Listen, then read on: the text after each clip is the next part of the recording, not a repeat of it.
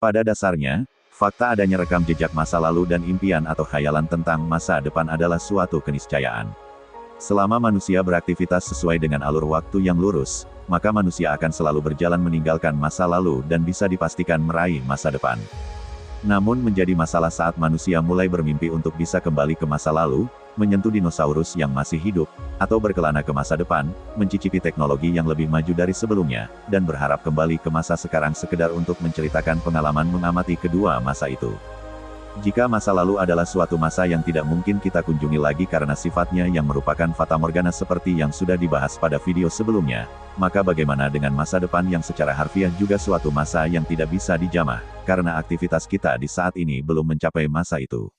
Mari kita perhatikan ilustrasi berikut ini.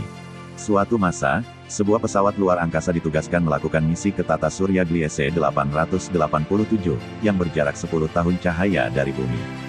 Pesawat tersebut melakukan perjalanan dengan kecepatan 0,9 tahun cahaya, di mana perjalanan tersebut tidak terhambat oleh kendala berarti dan sampai di planet Gliese 887b, di tata surya tersebut sesuai jadwal, yang berarti sekitar 11 tahun. Dan jika mereka kembali ke bumi sesuai jadwal, maka mereka melakukan total perjalanan hingga 22 tahun. Ini menurut sudut pandang para astronot yang menjadi awak pesawat tersebut. Di bumi, kondisinya tidak begitu. Jika diasumsikan bahwa perjalanan pesawat tersebut sesuai dengan konsep relativitas waktu, maka akan ada perhitungan lanjutan yang lebih rumit, di mana perjalanan mereka menurut sudut pandang pengamat di bumi menjadi lebih lama. 11 tahun yang ditempuh oleh para astronot itu adalah perjalanan jauh dan lama bagi pengamat di bumi, yaitu sekitar 57 tahun lebih. Dan jika kembali dari misi, setibanya di bumi, total perjalanan adalah 115 tahun. Tidak hanya itu, kondisi para astronot dan kondisi di bumi juga mengalami perbedaan waktu yang sangat lebar, diakibatkan perbedaan waktu antara keduanya, dan juga dipengaruhi oleh kondisi lingkungan mereka masing-masing. Jika salah seorang astronot yang berumur 20 tahun memiliki anak yang berumur 1 bulan saat ditinggalkan untuk melakukan misi, ketika mereka kembali ke bumi, anak tersebut sudah berusia 115 tahun dan tua renta. Sementara sang ayah masih berpenampilan 42 tahunan, sesuai dengan kondisi mereka saat di pesawat luar angkasa. Dengan memandang kasus seperti ini, para ilmuwan meyakini bahwa melakukan lompatan cahaya dapat membawa manusia melakukan perjalanan lintas waktu ke masa depan. Semakin besar kuantitas kecepatan cahaya, semakin pendek waktu yang ditempuh dan makin jauh jarak dilatasi waktu yang bisa didapat. Yang menjadi pertanyaan kembali, benarkah kecepatan cahaya bisa membawa manusia ke masa depan? Jawabannya bisa iya, bisa juga tidak. Mari kita perhatikan ilustrasi kedua ini. Seorang petani membawa 2 buah labu dari lahan pertaniannya, dan bermaksud menyimpannya di lemari pendingin. Namun karena lemarinya hanya cukup menampung 1 labu, maka petani tersebut menaruh labu yang satunya lagi, di sudut dapur untuk segera diolah menjadi makanan. Karena kesibukannya, petani tersebut lupa terhadap kedua labunya.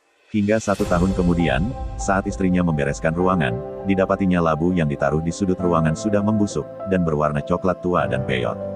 Sementara labu yang di lemari pendingin, masih terlihat segar berwarna kuning keemasan saat dikeluarkan dari lemari untuk diolah menjadi makanan.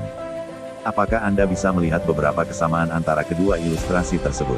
Tentu saja bisa. Baik astronot maupun buah labu berada dalam kondisi khusus selama beberapa waktu hingga kemudian keduanya kembali kepada kondisi normal dengan tidak ada perubahan yang berarti pada tampilan awalnya.